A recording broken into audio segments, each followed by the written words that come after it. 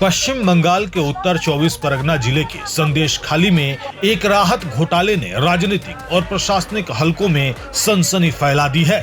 बशीरहाट के संदेश खाली 2 ब्लॉक स्थित खुलना ग्राम पंचायत क्षेत्र के हाट गाछा हॉस्टल के एक बंद कमरे से बड़ी मात्रा में राहत सामग्री बरामद होने के बाद इलाके में भारी आक्रोश फैल गया।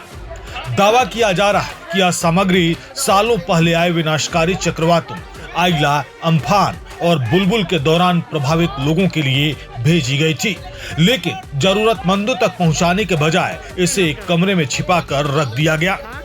स्थानीय लोगों के मुताबिक हॉस्टल के जिस कमरे से राहत सामग्री मिली वह लंबे समय से बंद था। जब कमरे को खोला गया तो अंदर से बड़ी संख्या में तिरपाल, कंबल और अन्य राहत सामग्री भरी हुई मिली। ग्रामीणों का आरोप है कि यह सामान आपदा प्रभावित गरीब परिवारों को वितरित करने के लिए आया था, लेकिन स्थानीय नेताओं ने इसे दबा कर रखा। ग्रामीणों ने खुलना अंचल तृणमूल कांग्रेस के अध्यक्ष सत्य ज्योति सान्याल, पंचायत प्रधान रिंटू सान्याल, राजा सान्याल, दीप ज्योति सान्याल, आकाश मंडल और शौभिक दास समेत कई नेताओं पर गंभीर आरोप लगाए हैं। लोगों का कहना है कि नेताओं ने अपने राजनीतिक प्रभाव का इस्तेमाल कर राहत सामग्री को जरूरतमंदों तक पहुंचने नहीं दिया। आरोप यह भी है कि जब लोग तूफान से प्रभावित होकर सहायता मांग रहे थे तब उन्हें राहत नहीं मिली। स्थानीय निवासियों का दावा है कि यह मामला सिर्फ राहत सामग्री तक सीमित नहीं है। उनका आरोप है कि साल 2021 से इलाके में कथित तौर पर कई तरह की गड़बड़ियां और दबंगई जारी रही।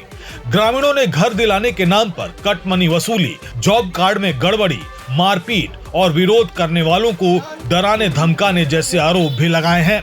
जैसे ही राहत सामग्री से भरे कमरे की जानकारी सामने आई, बड़ी संख्या में ग्रामीण हॉस्टल के सामने जमा हो गए।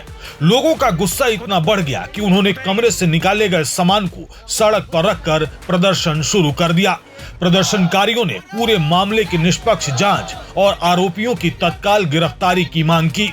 इस मुद्दे पर राजनीतिक प्रतिक्रिया भी तेज हो गई है। भाजपा नेताओं ने आरोप लगाया कि यह कोई पहला मामला नहीं है और पहले भी कई योजनाओं में गड़बड़ियों के आरोप सामने आते रहे हैं। भाजपा नेताओं का कहना है कि अगर आरोप सही साबित होते हैं तो दोषियों के खिलाफ कड़ी कानूनी कार्रवाई होनी चाहिए। फिलहाल पूरे इलाके में तनावपूर्ण माहौल बना हुआ है।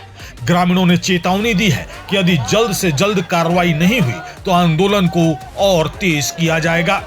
वहीं प्रशासन की ओर से मामले की जांच शुरू किए जाने की खबर है, जबकि स्थानीय लोग इस बात का इंतजार कर रहे हैं कि आखिर सालों से बंद कमरे में रखी गई राहत सामग्री के पीछे की सच्चाई क्या है और इसके लिए जिम्मेदार लोगों पर कब कार्रवाई होगी।